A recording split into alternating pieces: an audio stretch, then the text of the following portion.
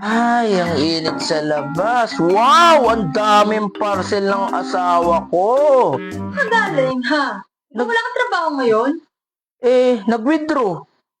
Anong nag-withdraw? Wala ka namang pera, ha? Di, pumasok na yung 13 months, saka yung bonus. Eto nga eh.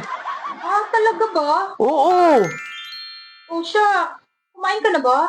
Oo, tara, kain na tayo. Teka lang, Bi. Bakit? Hatiin mo na natin.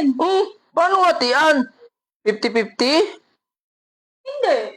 Paano? 70-30?